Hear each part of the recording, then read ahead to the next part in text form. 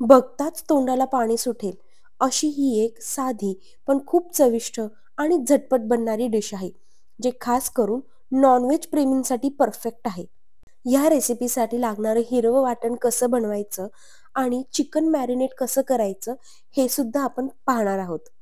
भरपूर चवीनं तयार होणारं हे चिकन तुमच्या जेवणाला एक वेगळीच मज्जा देईल. चला तर मग सुरुवात करूयात. इथे मी 250 ग्रॅम बोनलेस चिकन स्वच्छ धुवून घेतलेलं आहे. तुम्ही बोनचे पीसेस वापरले तरीही चालेल. आता ह्याचं एक हिरवं वाटण तयार करूया. त्यासाठी मिक्सरच्या एका भांड्यामध्ये 1 टेबलस्पून खोबऱ्याचा खीस, 4 ते 5 लसूण पाकळ्या, छोटासा आल्याचा तुकडा, कोथिंबीर, पाव चमचा हळद हे सगळं घालून पाणी न घालता हे आपल्याला बारीक वाटून घ्यायचं आहे. हे पहा, हे हिरवं वाटण छान मस्तपैकी असं तयार होतं. आता हे हिरवं वाटण आणि अजून काही जिन्नस घालून आपण चिकन मॅरिनेट करून घेणार आहोत. चिकन घ्यायचं, त्यामध्ये चवीपुरतं मीठ घालायचं, 1 टेबलस्पून दही. दही घातल्यामुळे चिकन छान मऊसूत शिजतं आणि ते ज्युसी बनतं. आता आपण हे जे हिरवं वाटण वाटून घेतलं होतं ते घालायचं आणि चिकन इथे व्यवस्थित मॅरिनेट करून घ्यायचं. दही नसेल तर 1 टेबलस्पून लिंबाचा रस वापरा मॅरिनेशनसाठी. मिक्स करून चिकन व्यवस्थित मॅरिनेट करून घेऊयात.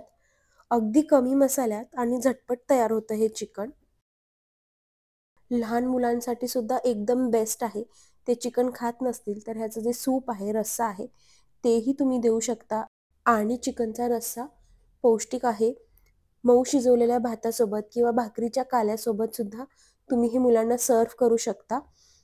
लहानांपासून मोठ्यापर्यंत सगळे आवडीने खातील अशी ही डिश आहे. चिकन आळणी हे कमी मसाल्याची आणि हलकी ग्रेव्ही असल्यामुळे ती पचनास सोपी आणि हलकी आहे. त्यामुळे आजारी असताना किंवा हलकं खाण्याची इच्छा असेल तर चिकन आळणी नक्की करून पहा. चिकन मॅरिनेट करून कमीत कमी अर्धा तास हे असंच ठेवायचं. चला, अर्धा तास झाला आहे. आता आपण चिकन आळणी करायला घेऊयात. त्यासाठी कढईमध्ये 1 ते 2 टेबलस्पून तेल गरम करायचं. तेल गरम झालं की त्यामध्ये घालायचा छोटासा दालचिनीचा तुकडा, 1 हिरवी वेलची, 3 ते 4 काळी मिरी, 2 लवंगा आणि 1 हिरवी मिरची.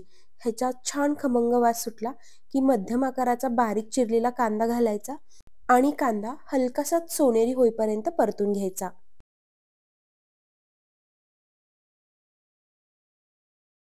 कांदा इथे छान परतून झाला आहे. आता आपण जे चिकन मॅरिनेट केलं होतं ते घालूयात. मॅरिनेट केलेलं सगळं चिकन घालायचं आणि चिकन ह्या मसाल्यामध्ये 1 ते 2 मिनटं व्यवस्थित परतून घ्यायचं.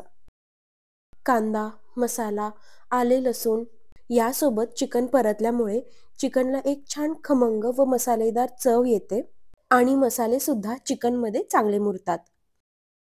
तेलात परतल्याने चिकनमध्ये सुरुवातीला येणारा जो कच्चा वास असतो तोही बराचसा निघून जातो. चिकन 1 ते 2 मिनिटे छान परतून झालं आहे. पाण्याचा कसलाही वापर न करता झाकण ठेवून आपण चिकनला एक वाफ काढून घेणार आहोत. एक वाफ काढून झाली की तुम्ही पाहू शकता चिकनमधले जे नॅचरल ज्युसेस असतात, चिकनमध्ये जे पाणी असतं ते रिलीज होतं, मॉइश्चर त्यामधलं रिलीज होतं आणि चिकन त्याच वाफेमध्ये हलकंसं शिजून सुद्धा निघतं.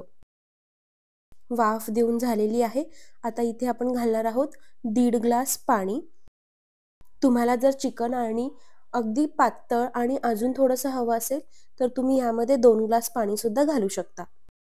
पाणी घातल्यानंतरून एकदा व्यवस्थित मिक्स करून घ्यायचं आणि चाखून पाहायचं. मीठ जर कमी असेल तर ह्या स्टेजला मीठ घालायचं आणि झाकण ठेवून चिकन छान मऊसूत शिजेपर्यंत हे शिजवून घ्यायचं. झाकण ठेवून साधारण एक 15 ते 16 मिनिटं झाली आहेत. चिकनला छान उकळी आली आहे. पाहूयात आपलं चिकन शिजलं आहे की नाही.